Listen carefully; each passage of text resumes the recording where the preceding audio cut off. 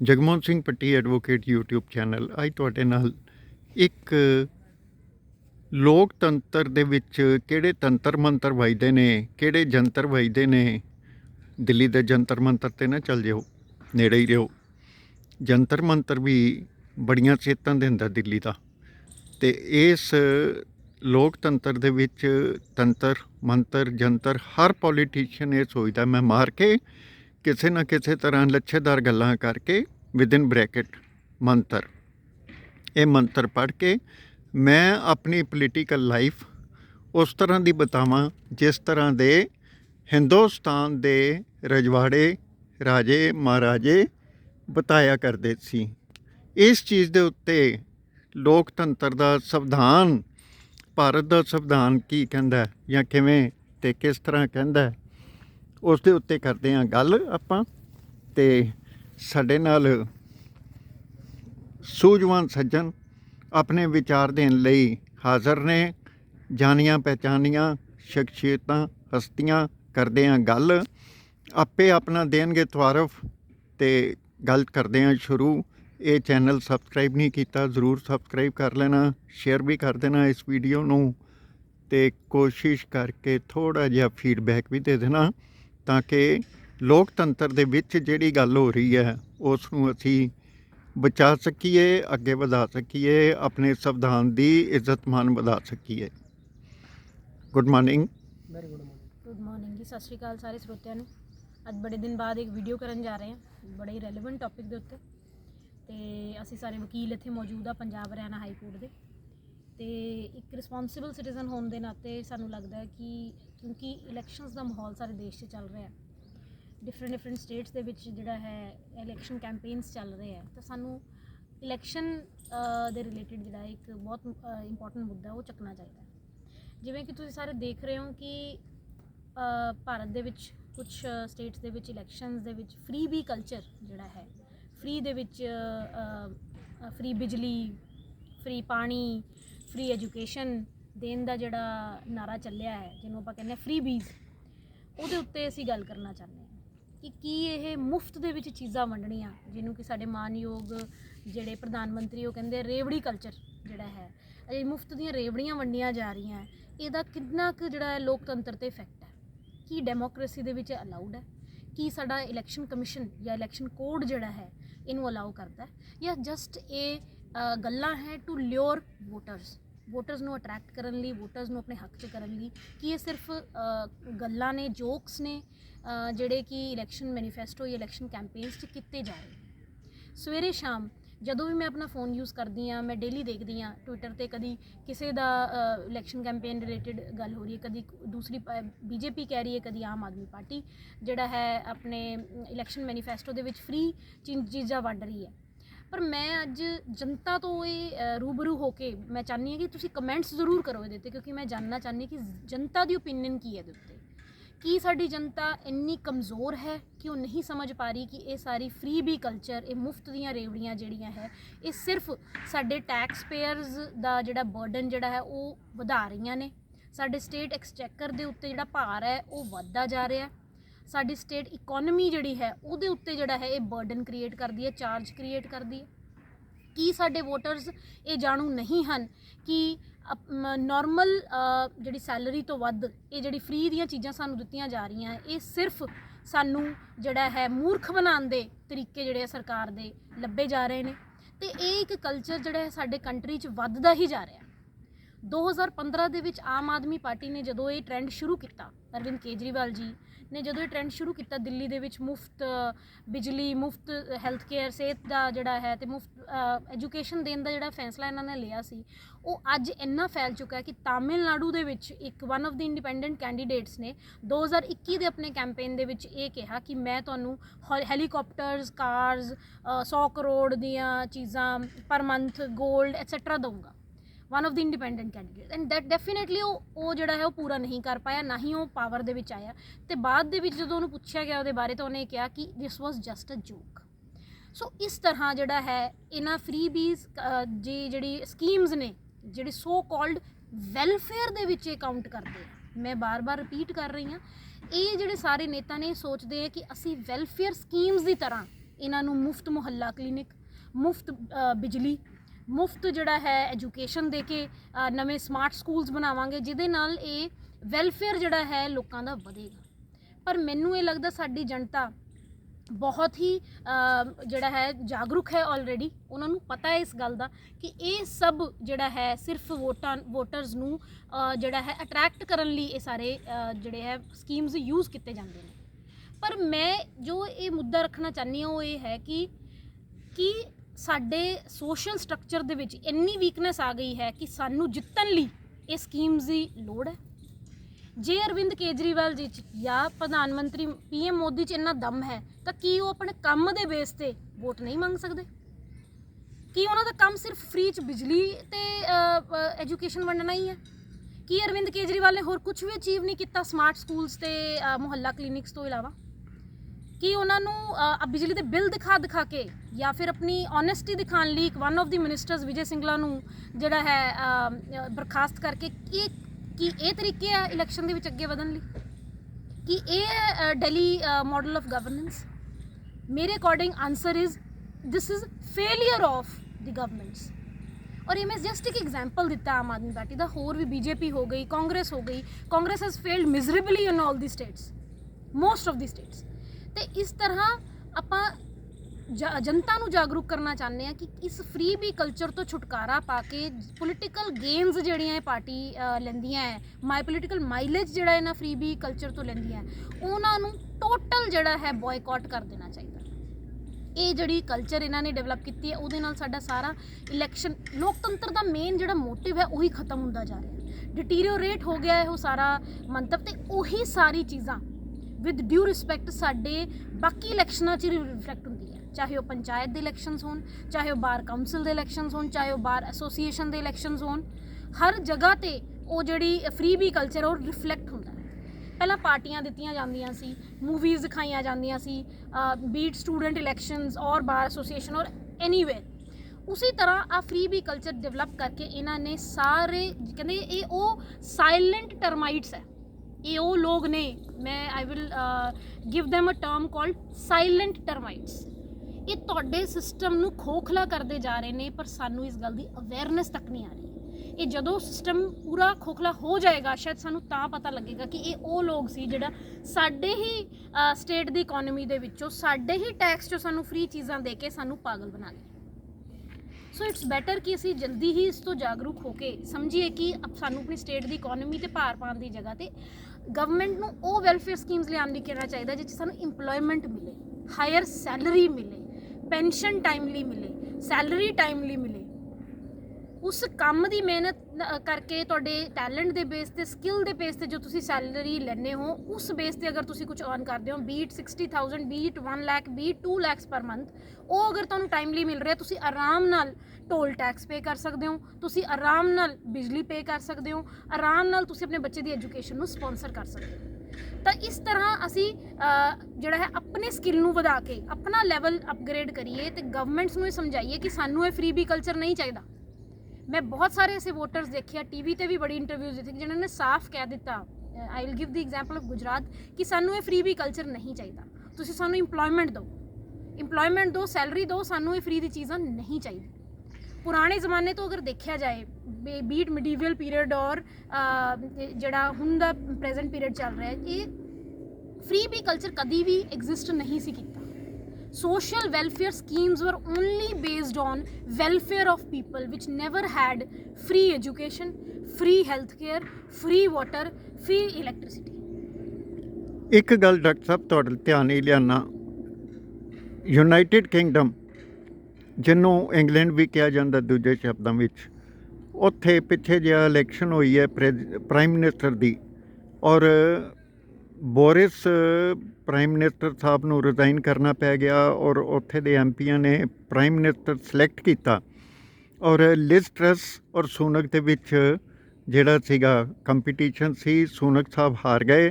Liz ਟਰਸ ਜਿਹੜੀ ਹੈ 45 ਦਿਨ ਜਾਂ 50 ਦਿਨ ਦੇ ਵਿੱਚ ਉਹਨੂੰ ਰਿਜ਼ਾਈਨ ਕਰਨਾ ਪੈ ਗਿਆ। ਉਹਨੇ ਕਿਹਾ ਮੈਂ ਆਪਣੇ ਦੇਸ਼ ਦੇ ਲੋਕਾਂ ਨੂੰ ਉਹ ਵਾਅਦੇ ਨਹੀਂ ਦੇ ਸਕੀ ਜੋ ਮੈਂ ਕਰਦੀ ਹਾਂ ਜਾਂ ਜੋ ਮੈਂ ਕੀਤੇ ਹੈ। ਸਾਡੇ ਇਹ ਜਿਹੜੇ ਹੈ ਇਹ ਗੱਲ ਆ ਸਕਦੀ ਹੈ ਕਦੀ ਇਸ ਸਿਸਟਮ ਦੇ ਵਿੱਚ ਜਾਂ ਨਹੀਂ? ਇਹਦੇ ਬਾਰੇ ਕੀ ਕਹੋਗੇ? ਦੇਖੋ ਇਹ ਤਾਂ ਬਿਲਕੁਲ ਮਤਲਬ ਮੰਨੀ ਹੋਈ ਗੱਲ ਹੈ, ਜਿਹੜੀ ਅਜ਼ਮਾਈ ਹੋਈ ਗੱਲ ਹੈ ਕਿ ਬਹੁਤ ਵਾਰ ਅਸੀਂ ਇਹੋ ਜਿਹੇ ਵਾਅਦੇ ਕਰ ਦਿੰਦੇ ਆ ਇਲੈਕਸ਼ਨ 'ਚ ਜੋ ਸੀਟ ਤੇ ਬੈਠਣ ਤੋਂ ਬਾਅਦ ਪਤਾ ਲੱਗਦਾ ਹੈ ਵੀ ਇਹ ਪੋਸੀਬਲ ਹੀ ਨਹੀਂ ਹੈ। It is totally impossible to execute those plans, to execute those promises which you had made in your election manifestos. So definitely maybe ਜਿਹੜਾ ਹੈ ਉਹਨਾਂ ਦੀ ਇਹ ਇਨਐਬਿਲਿਟੀ ਜਾਂ ਕਹਿ ਲਓ ਜਿਹੜੀ ਉਹਨਾਂ ਦੀ ਹੈਲਪਲੈਸਨੈਸ ਹੈ ਜਿਹਦੇ ਕਰਕੇ ਉਹਨਾਂ ਨੂੰ ਇਹ ਰਿਜ਼ਾਈਨ ਕਰਨਾ ਪਿਆ, ਕਿਉਂਕਿ ਉਹਨਾਂ ਨੇ ਸ਼ਾਇਦ ਉਹ ਵਿਟਨੈਸ ਕੀਤਾ ਜੋ ਸੱਚਾਈ ਹੈ ਕਿ ਸਟੇਟ ਐਕਸਚੈਕਰ ਤੇ ਕਿੰਨਾ ਬਰਡਨ ਕ੍ਰੀਏਟ ਹੁੰਦਾ ਜਦੋਂ ਤੁਸੀਂ ਇਹੋ ਜਿਹੇ ਪ੍ਰੋਮਿਸਿਸ ਕਰ ਲੈਂਦੇ ਹੋ ਟੂ ਲਿਓਰ ਵੋਟਰਸ। ਸੋ ਇਸ ਤਰ੍ਹਾਂ ਜਿਹੜਾ ਹੈ ਸਾਡੇ ਇੰਡੀਆ ਦੇ ਵਿੱਚ ਵੀ ਦੇਖੋ ਪ੍ਰੈਜ਼ੈਂਟ ਐਗਜ਼ਾਮਪਲ ਆਫ ਪੰਜਾਬ ਹੀ ਲੈ ਲਓ ਸਰ ਤੁਸੀਂ। ਪੰਜਾਬ ਦੀ ਇਕੋਨਮੀ ਇਸ ਟਾਈਮ ਮਤਲਬ ਡਿਟੀਰੀਓਰੇਸ਼ਨ ਤੋਂ ਵੀ ਵਰਡ ਜਿਹੜਾ ਛੋਟਾ ਰਹਿ ਗਿਆ ਮੇਰੇ ਲਈ, ਅਸੀਂ we are already going in that.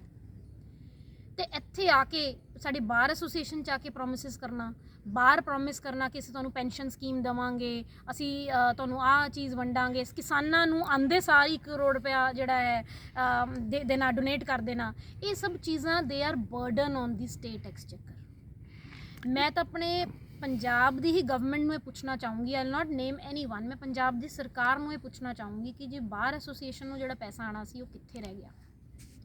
ਉਹ ਸਾਲ ਖਤਮ ਹੋਣ ਨੂੰ ਆ ਗਿਆ, ਉਹ 2.5 ਕਰੋੜ ਹਜੇ ਤੱਕ ਪੂਰੇ ਕਿਉਂ ਨਹੀਂ ਹੋਏ? ਕਿ ਵੈਲਫੇਅਰ ਆਫ ਦੀ ਬਾਰ ਲਈ 50 ਲੱਖ ਦੇਣਾ ਵਾਜ਼ ਇਨਫ? ਕਿ ਵਕੀਲਾਂ ਨੂੰ ਚੁੱਪ ਕਰਾਉਣ ਦੀ ਇੰਨੀ ਕੀਮਤ ਸੀ 50 ਲੱਖ? ਕੀ ਇਸ ਚੀਜ਼ ਨੂੰ ਇਹ ਸੋਚਿਆ ਜਾਏ ਵੀ ਵਕੀਲ ਹੀ ਜਿਹੜੇ ਹੈ ਸਰਕਾਰ ਨੂੰ ਨੱਥ ਪਾ ਸਕਦੇ ਆ ਔਰ ਇਹਨਾਂ ਨੂੰ ਇੰਨੇ ਕੁ ਪੈਸੇ ਦੇ ਕੇ ਚੁੱਪ ਕਰਾ ਦਿਓ? ਕੀ ਇਹ ਅਪਰੋਚ ਹੈ, ਇਹ ਸੋਚ ਹੈ ਜਾਂ ਕੀ ਹੈ? Absolutely sir. ਦੇਖੋ there is a difference between word called politician and leader.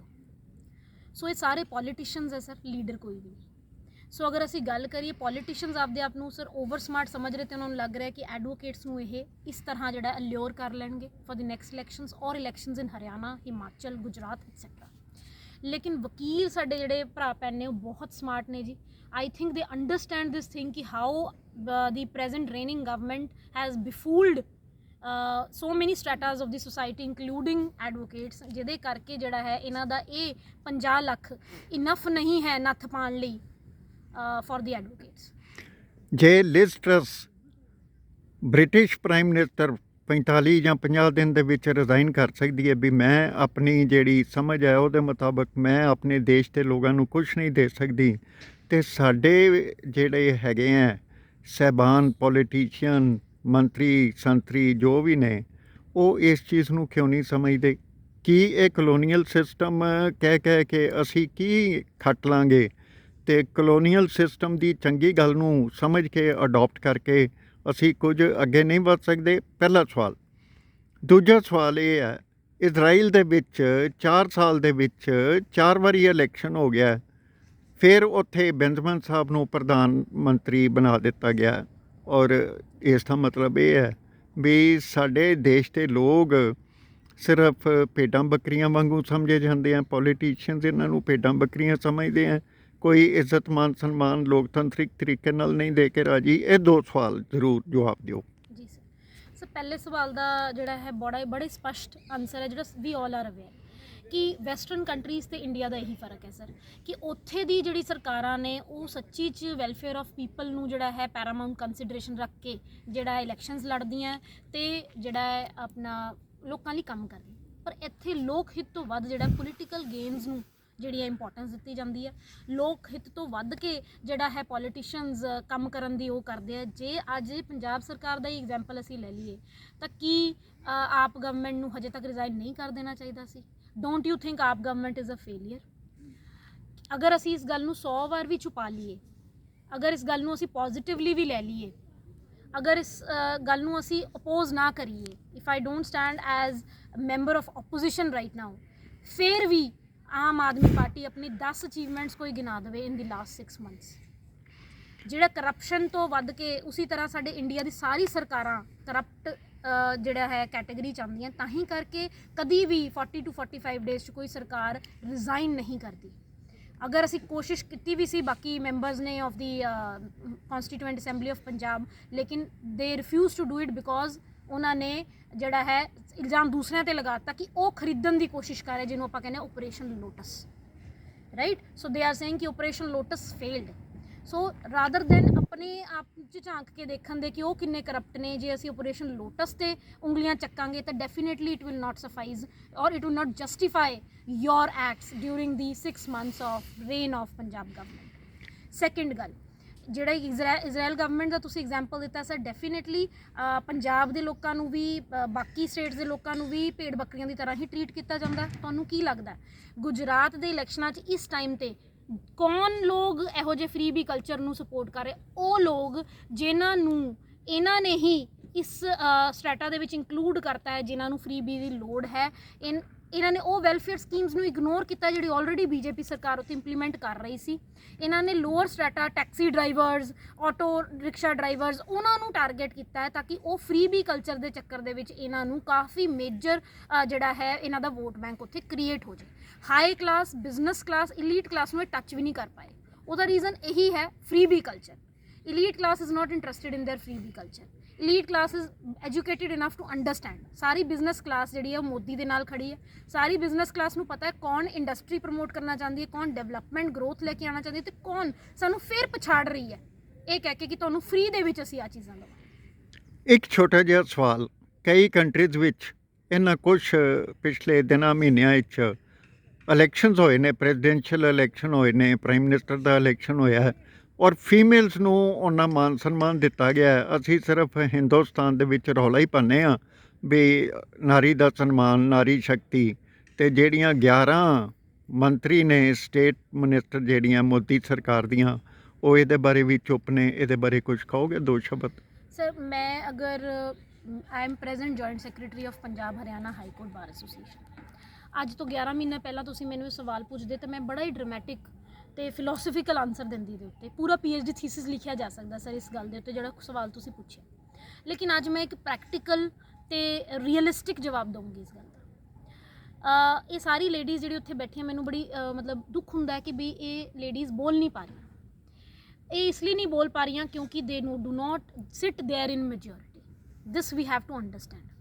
And ladies are pulling legs of the other ladies. So ਇੱਕ ਦੂਜੇ ਦੀ ਲੱਤਾਂ ਖਿੱਚਣ ਦੇ ਚੱਕਰ ਦੇ ਵਿੱਚ ladies are unable to perform well even at that level. Now talking about reservation of women, ਸਭ ਤੋਂ ਪਹਿਲੀ ਗੱਲ ਮੈਂ ਹੱਥ ਜੋੜ ਕੇ ਸਾਡੀ Punjab Haryana high court judiciary ਦਾ ਧੰਨਵਾਦ ਕਰਨਾ ਚਾਹੂੰਗੀ ਜਿਨ੍ਹਾਂ ਨੇ ਸਾਨੂੰ ਜਿਹੜਾ ਹੈ ਸਾਡੇ ਰਿਟ ਦੇ ਥਰੂ ਵਿਮਨ ਰਿਜ਼ਰਵੇਸ਼ਨ ਜਿਹੜੀ ਹੈ ਉਹ ਰਿਟ ਐਡਮਿਟ ਕਰ ਲਈ ਹੈ, ਅਲਾਓ ਕਰ ਦਿੱਤੀ ਹੈ, ਨੋਟਿਸ ਹੋ ਗਿਆ ਉਹਦੇ ਵਿੱਚ। ਅਤੇ ਮੈਨੂੰ ਬੜੀ ਖੁਸ਼ੀ ਨਾਲ ਕਹਿਣਾ ਪੈ ਰਿਹਾ ਕਿ ਅਸੀਂ ਚਾਹੁੰਦੇ ਹਾਂ ਵਿਮਨ ਰਿਜ਼ਰਵੇਸ਼ਨ ਸਾਡੇ ਲੈਵਲ ਤੋਂ ਲੈ ਕੇ ਉੱਪਰਲੇ ਲੈਵਲ ਤੱਕ ਪਾਰਲੀਮੈਂਟ ਤੱਕ ਇਹ ਰਿਜ਼ਰਵੇਸ਼ਨ ਵਧੇ। ਅਤੇ ਉਹਦਾ ਫਸਟ ਸਟੈਪ ਅਸੀਂ ਆਪਣੀ ਰਿਟ ਦੇ through Kuldeep Sarthi and others versus state of Punjab ਰਾਹੀਂ ਜਿਹੜਾ ਹੈ ਅਕਤੂਬਰ ਦੇ ਮੰਥ ਦੇ ਵਿੱਚ ਰਿਲੀਫ ਲਿਆ ਉਹਦੇ ਵਿੱਚ। ਅਤੇ ਉਸੀ ਤਰ੍ਹਾਂ ਪਾਰਲੀਮੈਂਟ ਲੈਵਲ 'ਤੇ ਰਿਜ਼ਰਵੇਸ਼ਨ, ਪੰਚਾਇਤ ਲੈਵਲ 'ਤੇ ਰਿਜ਼ਰਵੇਸ਼ਨ ਵੱਧਦੀ ਜਾ ਰਹੀ ਹੈ। ਜੱਜਿਸ ਦੀ ਜਿਹੜੀ ਅਪਾਇੰਟਮੈਂਟ ਹੋਈ ਹੈ ਤੁਸੀਂ ਨੋਟਿਸ ਕਰੋਗੇ, ਲੇਟੈਸਟ ਜਿਹੜੀ ਓਥ ਲਿੱਤੀ ਹੈ ਉਹਦੇ ਵਿੱਚ ਤਕਰੀਬਨ 7 ਤੋਂ 8 ਜਿਹੜੀ ਹੈ ਲੇਡੀ ਜੱਜਿਸ ਨੇ। ਇਸੀ ਤਰ੍ਹਾਂ ਇਹ ਜਿਹੜੀ ਡਿਵੈਲਪਮੈਂਟ ਹੁੰਦੀ ਜਾ ਰਹੀ ਹੈ ਸਰ, ਇਹ ਇੱਕ ਮਾਈਲਸਟੋਨ ਹੈ। ਇਹ ਫਸਟ ਸਟੈਪ ਔਰ second step towards growth of woman ਹੈ ਜੋ ਕਿ ਸਾਨੂੰ ਐਪਰੀਸ਼ੀਏਟ ਕਰਨਾ ਚਾਹੀਦਾ ਇਸ ਲੈਵਲ 'ਤੇ। ਲੇਕਿਨ ਉਹਨਾਂ ਸੀਟਾਂ 'ਤੇ ਬੈਠ ਕੇ ਕੀ ਅਸੀਂ ਅਸਲ 'ਚ ਕੰਮ ਕਰ ਪਾ ਰਹੇ ਹਾਂ? ਕੀ ਉਹਨਾਂ ਸੀਟਾਂ 'ਤੇ ਬੈਠ ਕੇ ਉਹ ਜੱਜਿਸ ਉਸ ਮੇਲ ਓਰੀਐਂਟਡ ਜਿਹੜਾ ਫੀਲਡ ਹੈ ਉਹਦੇ ਵਿੱਚ ਉਹ ਕੰਮ ਕਰ ਪਾ ਰਹੀਆਂ? ਸਵਾਲ ਇਹ ਉੱਠਦਾ ਹੈ ਕਿ ਉਹ 11 ਲੇਡੀਜ਼ ਜਿਹੜੀਆਂ ਮੰਤਰੀ ਬੈਠੀਆਂ ਨੇ ਇੰਕਲੂਡਿੰਗ ਮੈਡਮ ਸਮ੍ਰਿਤੀ ਇਰਾਨੀ ਜਾਂ ਸਾਡੇ ਮੈਡਮ ਅਨਮੋਲ ਗਗਨ ਮਾਨ ਅਗਰ ਅਸੀਂ ਕਹੀਏ ਕੈਬਨਿਟ ਦੇ ਵਿੱਚ, ਕੀ ਉਹ ਕੰਮ ਕਰ ਪਾ ਰਹੇ ਨੇ? Answer is no. ਸੋ ਇਸ ਗੱਲ ਦਾ ਜਵਾਬ ਸਾਨੂੰ ਲੇਡੀਜ਼ ਨੂੰ ਲੱਭਣਾ ਚਾਹੀਦਾ। ਕਹਿੰਦੇ power can not be given, it has to be taken, it has to be snatched. ਇਹ ਗੱਲ ਮੈਂ ਖੁਦ ਪੋਸਟ 'ਤੇ ਬੈਠ ਕੇ ਓਬਜ਼ਰਵ ਕੀਤੀ ਹੈ ਅਤੇ ਮੈਨੂੰ ਇਹੀ ਸਲਾਹ ਜਿਹੜੀ ਆਪਣੇ ਫੀਮੇਲਸ ਨੂੰ ਜਿਹੜੀ ਆਪਣੇ ਲੈਵਲ 'ਤੇ ਕੰਮ ਕਰ ਰਹੀਆਂ ਉਹਨਾਂ ਨੂੰ ਸਮਝਣੀ ਚਾਹੀਦੀ ਹੈ।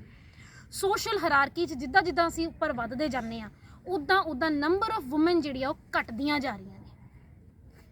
ਅਤੇ ਉਹ ਨੰਬਰ ਆਫ ਵੂਮਨ ਘਟਣ ਕਰਕੇ ਜਦੋਂ ਅਸੀਂ ਉੱਪਰਲੇ ਲੈਵਲ 'ਤੇ ਜਾਂਦੇ ਹਾਂ, ਚਾਹੇ ਉਹ DGP ਲੈਵਲ ਹੋਵੇ, ਚਾਹੇ ਉਹ SSP ਹੋਵੇ, ਕੁਛ ਵੀ ਹੋਵੇ, ਉੱਥੇ ਸਾਡੀ ਸੁਣਵਾਈ ਘਟਦੀ ਜਾਂਦੀ ਹੈ। ਅਤੇ ਜੇ ਉੱਥੇ ਵਿਮਨ ਬੈਠੀ ਹੋਏਗੀ, ਕੋਈ ਮਿਨਿਸਟਰ ਲੈਵਲ 'ਤੇ ਵਿਮਨ ਬੈਠੀ ਹੋਏਗੀ ਤਾਂ ਡੈਫੀਨੇਟਲੀ ਸਾਡਾ ਕੰਮ ਕਰਨ ਦਾ ਜਿਹੜਾ ਪੈਰੀਫਰੀ ਹੈ ਉਹ ਵੱਧਦੀ ਜਾਏਗੀ। ਅਸੀਂ ਆਪਣੀ ਪਾਵਰ ਨੂੰ ਅੱਛੀ ਤਰ੍ਹਾਂ ਐਕਸਰਸਾਈਜ਼ ਕਰ ਪਾਵਾਂਗੇ। ਲੇਕਿਨ ਅਗੇਨ ਜਿਹੜਾ ਇਹ ਵਿਮਨ ਹੀ ਵਿਮਨ ਦੀ ਦੁਸ਼ਮਣ ਹੈ, ਇਹ ਮੇਰਾ ਲਾਸਟ ਕਨਕਲੂਡਿੰਗ ਲਾਈਨ ਹੈ। ਕੁਲਦੀਪ ਸਾਰਥੀ ਜੀ ਵੀ ਸਾਡੇ ਨਾਲ ਜੁੜੇ ਨੇ, ਉਹਨਾਂ ਨਾਲ ਵੀ ਗੱਲ ਕਰਦੇ ਹਾਂ ਸਾਰੀ ਵਿਚਾਰ ਗੋਸ਼ਟੀ ਚਰਚਾ ਦੇ ਵਿੱਚ। ਤੁਹਾਡਾ ਕੀ ਵਿਊ ਹੈ?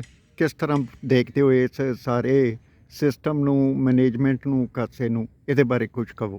ਹਾਂਜੀ, ਸਾਡੇ ਮੈਡਮ ਡਾਕਟਰ ਕਨੂ ਸ਼ਰਮਾ ਨੇ ਸਾਰਾ ਪੂਰਾ ਡਿਟੇਲ 'ਚ ਡਿਸਕਸ ਕੀਤਾ ਇਸ ਮੈਟਰ ਤੇ। ਮੈਂ ਸਿਰਫ ਦੋ ਸ਼ਬਦ ਹੀ ਬੋਲਾਂਗਾ ਕਿ ਜੋ ਸਰਕਾਰ ਫ੍ਰੀ ਦੇ ਰਿਹਾ ਸਾਰਾ ਕੁਝ ਦਵੇ, ਉਹਨਾਂ ਨੂੰ ਦਵੇ ਕਿ ਜਿਹੜੇ ਜ਼ਰੂਰਤਮੰਦ ਹੈ, ਕਿਸੇ ਕਾਸਟ ਨੂੰ ਲੈ ਕੇ ਨਾ, PSC ਹੈ, BC ਹੈ, ਕਿਸੇ ਵੀ ਕੈਟਾਗਰੀ ਨੂੰ, ਉਹਨਾਂ ਨੂੰ ਦੇਵੇ ਜਿਹੜੇ ਇਸ ਕਾਬਿਲ ਨੇ ਜਾਂ ਨਹੀਂ ਕਰ ਸਕਦੇ ਕੁਝ। ਜੇ ਆਪਾਂ ਫ੍ਰੀ 'ਚ ਵੰਡੀ ਜਾਵਾਂਗੇ, ਇਹਦਾ ਮਤਲਬ ਆਪਾਂ ਆਪਣੇ ਦੇਸ਼ ਨੂੰ ਕਮਜ਼ੋਰ ਕਰ ਰਹੇ ਹਾਂ। ਉਹ ਬੰਦਾ ਕੀ ਕਰੇਗਾ? ਕੰਮ ਨਹੀਂ ਕਰੇਗਾ। ਕੰਮ ਕਿਉਂ ਕਰੇ ਜਦੋਂ ਫ੍ਰੀ 'ਚ ਉਹਨੂੰ ਬੰਦੇ ਨੂੰ ਸਾਰਾ ਕੁਝ ਮਿਲ ਰਿਹਾ? ਉਹ ਨਸ਼ਿਆਂ ਵੱਲ ਜਾਏਗਾ ਕਿ ਸਾਨੂੰ ਮੈਨੂੰ ਖਾਣ ਨੂੰ ਰਾਤ ਨੂੰ ਮਿਲ ਜਾਣਾ। ਉਹ ਕੰਮ ਕਰਨ ਤੋਂ ਗੁਰੇਜ਼ ਕਰੇਗਾ। ਇਸ ਲਈ ਸਰਕਾਰ ਨੂੰ ਚਾਹੀਦਾ ਹੈ ਕਿ ਫ੍ਰੀ 'ਚ ਦੇਣ ਦੇ ਬਜਾਏ ਜੇ ਉਹ ਲੋੜਵੰਦ ਹੈਗਾ, ਜ਼ਰੂਰਤਮੰਦ ਨੂੰ ਜ਼ਰੂਰ ਦੀ ਮਦਦ ਕਰੋ। ਫ੍ਰੀ 'ਚ ਨਾ ਮੰਡੋ, ਕਿ ਜੋ ਲਾਲਚ ਨਾ ਦਿਓ, ਪ੍ਰਲੋਭਨ ਨਾ ਦਿਓ ਕੋਈ ਵੀ। ਬਾਕੀ ਨਾਰੀ ਦੀ ਜਦੋਂ ਗੱਲ ਕਰਦੀ ਹੈ ਕਿ ਬਟਾਲਵੀ ਸਾਹਿਬ ਦਾ ਇੱਕ ਸ਼ੇਅਰ ਬੜਾ ਵਧੀਆ ਹੈ ਕਿ ਨਾਰੀ ਨਰ ਦਾ ਉਹ ਗਹਿਣਾ ਹੈ ਕਿ ਨਰ ਦੇ ਗਲ ਵਿੱਚ ਹੀ ਰਹਿਣਾ ਹੈ। ਜੇ ਨਾਰੀ ਨਰ ਨਾਲ ਮੋਢੇ ਨਾਲ ਮੋਢਾ ਜੋੜ ਕੇ ਖੜੀ ਹੈ ਤਾਂ ਤਰੱਕੀ ਕਰੇਗਾ। ਠੀਕ ਹੈ ਜੀ, ਥੈਂਕ ਯੂ। ਇੱਕ ਛੋਟਾ ਚਲਦੇ ਚਲਦੇ ਇੱਕ ਸਵਾਲ ਹੋਰ, ਕਿ ਸਾਡੇ ਦੇਸ਼ ਦੇ ਪ੍ਰਧਾਨ ਮੰਤਰੀ ਸਾਹਿਬ ਦੇ ਫਾਈਨਾਂਸ ਮਿਨਿਸਟਰ ਨਿਰਮਲਾ ਸੀਤਾਰਮਨ ਨੇ ਇਹ ਕਹਿ ਦਿੱਤਾ, ਇੱਕ ਬਿਆਨ ਦੇ ਦਿੱਤਾ ਬਈ ਰੁਪਈਆ ਕਮਜ਼ੋਰ ਨਹੀਂ ਹੋਇਆ, ਡਾਲਰ ਸਟਰੋਂਗ ਹੋ ਗਿਆ। ਇਹ ਇੱਕ ਕਿੱਡਾ ਕੁ ਗਿਮਿਕ ਸੀ ਪੋਲੀਟੀਕਲ? ਇਸ ਦੇ ਉੱਤੇ ਥੋੜ੍ਹਾ ਜਿਹਾ ਦੱਸ ਦਿਓ। ਸਰ ਪਹਿਲਾਂ ਤਾਂ ਮੈਨੂੰ ਇਹ ਬੜਾ ਦੁਖੀ ਮਨ ਨਾਲ ਕਹਿਣਾ ਪੈ ਰਿਹਾ ਕਿ ਫਾਈਨਾਂਸ ਮਿਨਿਸਟਰ ਹੋ ਕੇ ਵੀ ਮੈਡਮ ਨਿਰਮਲਾ ਸੀਤਾਰਮਨ ਦੀ ਸਟੇਟਮੈਂਟ ਨੂੰ ਇੰਨੀ ਬੁਰੀ ਤਰ੍ਹਾਂ ਕ੍ਰਿਟਿਸਾਈਜ਼ ਕੀਤਾ ਗਿਆ by young politicians, which is actually total heart breaking concept. ਜਦੋਂ ਤੁਸੀਂ ਆਪਣੇ ਸੀਨੀਅਰਸ ਦੀ ਇੱਜ਼ਤ ਨਹੀਂ ਕਰ ਸਕਦੇ, ਤੁਸੀਂ ਕਿਸੇ ਹੋਰ ਦੀ ਇੱਜ਼ਤ ਕੀ ਕਰੋਗੇ? So it definitely shows their character ਕਿ ਉਹਨਾਂ ਨੇ ਨਿਰਮਲਾ ਸੀਤਾਰਮਨ ਦੀ ਸਟੇਟਮੈਂਟ ਨੂੰ ਕਿਸ ਤਰ੍ਹਾਂ ਪੋਲੀਟੀਕਲੀ ਐਂਗਲ ਦੇਣ ਦੀ ਕੋਸ਼ਿਸ਼ ਕੀਤੀ ਹੈ। ਬਟ ਹਾਂ, ਅਗਰ ਪੋਜ਼ਿਟਿਵਲੀ ਇਹਨੂੰ ਕ੍ਰਿਟਿਸਾਈਜ਼ ਕੀਤਾ ਜਾਏ ਤਾਂ ਇਹ ਕਿਹਾ ਜਾਏਗਾ ਕਿ ਆਪਣੇ ਲੂਪ ਹੋਲਸ ਛੁਪਾਉਣ ਲਈ we are trying to give such statements where we are saying ਕਿ ਰੁਪੀ ਦੀ ਵੈਲਿਊ ਨਹੀਂ ਘਟ ਰਹੀ, ਡਾਲਰ ਦੀ ਵੱਧਦੀ ਜਾ ਰਹੀ ਹੈ। ਸੋ ਰਾਦਰ ਦੈਨ ਫੋਕਸਿੰਗ ਔਨ ਕਿ ਅਸੀਂ ਰੁਪੀ ਦੀ ਵੈਲਿਊ ਕਿੱਦਾਂ ਵਧਾਉਣੀ ਹੈ, they are just justifying it by saying ਕਿ ਨਹੀਂ ਸਾਡੇ ਵੱਲੋਂ there is no ਕਮੀ, it is just the dollar is increase, ਮਤਲਬ ਡਾਲਰ ਦੀ ਵੈਲਿਊ ਜਿਹੜੀ ਉਹ ਵੱਧਦੀ ਜਾ ਰਹੀ ਹੈ। ਔਰ ਉਸ ਦੇ ਕੁਝ ਘੰਟਿਆਂ ਬਾਅਦ ਹੀ ਰਿਜ਼ਰਵ ਬੈਂਕ ਆਫ ਇੰਡੀਆ ਨੇ 47 ਅਰਬ ਡਾਲਰ ਜਿਹੜੇ ਸੀ ਵਿਦੇਸ਼ੀ ਮੁਦਰਾ ਭੰਡਾਰ ਵਿੱਚੋਂ ਉਹ ਮਾਰਕੀਟ ਵਿੱਚ ਵੇਚ ਦਿੱਤੇ। ਇਸ ਬਾਰੇ ਥੋੜ੍ਹਾ ਜਿਹਾ। ਸਰ ਦੇਖੋ, ਇਹ ਜਿਹੜਾ ਇਕਨੋਮਿਕ ਕ੍ਰਾਈਸਿਸ ਨੂੰ ਦੂਰ ਕਰਨ ਲਈ ਜਾਂ ਕਹਿ ਲਓ ਆਪਣੇ ਰੁਪੀ ਦੀ ਵੈਲਿਊ ਨੂੰ ਵਧਾਉਣ ਲਈ ਜਿਹੜੇ ਬਾਇੰਗ ਐਂਡ ਸੈਲਿੰਗ ਕੀਤੀ ਜਾਂਦੀ ਹੈ ਸਰ, ਇਹ RBI ਦਾ ਇੱਕ ਸਟੈਪ ਜਿਹੜਾ ਹੈ ਮੇਰੇ ਮੁਤਾਬਿਕ ਪੋਲੀਟੀਕਲੀ ਮੋਟੀਵੇਟਡ ਸੀ। ਪਹਿਲਾਂ ਨਿਰਮਲਾ ਸੀਤਾਰਮਨ ਮੈਡਮ ਦਾ ਇਹ ਸਟੇਟਮੈਂਟ ਦੇਣਾ ਤੇ ਇਮੀਡੀਏਟਲੀ ਬਾਅਦ ਇਹ ਵਾਲਾ ਸਟੈਪ ਹੋਣਾ totally shows that it was a move by the government. ਚਾਹੇ ਡੀਮੋਨੇਟਾਈਜੇਸ਼ਨ ਦੇਖੀ ਜਾਵੇ ਸਰ, ਚਾਹੇ ਡਿਜੀਟਲ ਇੰਡੀਆ ਦੇਖਿਆ ਜਾਵੇ, ਇੱਦਾਂ ਦੇ ਸਾਰੇ ਕੈਂਪੇਨਸ ਜਿਹੜਾ ਹੈ ਇਹ ਸਾਰੇ ਸੋਚੀ ਸਮਝੀ ਜਿਹੜੀ ਹੈ ਚਾਲ ਹੁੰਦੀ ਹੈ ਹਮੇਸ਼ਾ ਗਵਰਨਮੈਂਟ ਦੀ। ਮੈਂ ਉਹਨਾਂ ਦੀ ਉਹ ਵੀ ਕਰੂੰਗੀ, ਕੀ ਕਹਿੰਦੇ ਆ, ਪ੍ਰੇਜ਼ ਵੀ ਕਰੂੰਗੀ ਮੋਦੀ ਸਰਕਾਰ ਦੀ ਕਿ ਡੀਮੋਨੇਟਾਈਜੇਸ਼ਨ ਵਰਗਾ ਸਟੈਪ ਜਿਹੜਾ ਹੈ ਕਿਸੇ ਕੋਲ ਇੰਨੇ ਗਟਸ ਨਹੀਂ ਹੈ। JNK ਨੂੰ ਅਲੱਗ ਸਟੇਟਹੁੱਡ ਦੇਣਾ, ਮਤਲਬ ਬੀਇੰਗ UT ਜਿਹੜਾ ਉਹਨਾਂ ਨੂੰ ਐਕਨੋਲੇਜ ਕਰਨਾ, ਇਹ ਆਪਣੇ ਆਪ ਦੇ ਵਿੱਚ ਉਹ ਡਿਫਰੈਂਟ ਸਟੈਪਸ ਨੇ ਸਰ ਜਿਹੜਾ ਕੋਈ ਹੋਰ ਪ੍ਰਧਾਨ ਮੰਤਰੀ ਨਹੀਂ ਕਰ ਸਕਦਾ। ਸੋ ਇਸ ਤਰ੍ਹਾਂ ਗਵਰਨਮੈਂਟ ਨੂੰ ਅਪਰੀਸ਼ੀਏਟ ਵੀ ਕੀਤਾ ਜਾਣਾ ਚਾਹੀਦਾ ਹੈ। ਜੇ ਉਹਨਾਂ ਨੇ ਆਪਣੀ ਰੁਪੀ ਦੀ ਵੈਲਿਊ ਵਧਾਉਣ ਲਈ ਅਗਰ ਕੁਝ ਸੈਲ ਕੀਤਾ ਹੈ ਤਾਂ that is a step towards strengthening their own economy, but maybe giving that statement and immediately doing it was a political move indeed. ਕੱਲ੍ਹ ਨਵੀਂ ਕਰੰਸੀ ਦਾ ਜਨਮ ਦਿਨ ਹੈ 8 ਨਵੰਬਰ। ਕਰਾਂਗੇ ਗੱਲ ਤੁਹਾਡੇ ਨਾਲ, ਤੇ ਅੱਜ ਲੈਂਦੇ ਹਾਂ ਤੁਹਾਡੇ ਤੋਂ ਛੁੱਟੀ ਤੇ ਸਤਿ ਸ੍ਰੀ ਅਕਾਲ ਕਹਿੰਦੇ ਹਾਂ ਤੁਹਾਨੂੰ। ਥੈਂਕ ਯੂ, ਤੁਸੀਂ ਪਾਰਟੀਸਪੇਟ ਕੀਤਾ ਹੈ, ਦੇਸ਼ ਦੇ ਹਿੱਤ ਵਿੱਚ ਇਹ ਵੀਡੀਓ ਪਾ ਦਿੱਤੀ ਹੈ। ਔਰ ਇਸ ਵੀਡੀਓ ਨੂੰ ਵੱਧ ਤੋਂ ਵੱਧ ਸ਼ੇਅਰ ਕਰ ਦੇਣਾ, ਆਪਣਾ ਫੀਡਬੈਕ ਜ਼ਰੂਰ ਦੇਣਾ। ਗੱਲਾਂ ਇੰਨੀਆਂ ਕੋਈ ਤੁਹਾਡੇ ਨਾਲ, ਤੇ ਕਰਾਂਗੇ ਅਗਲੀ ਵਿਚਾਰ। Thank you so much. ਧੰਨਵਾਦ।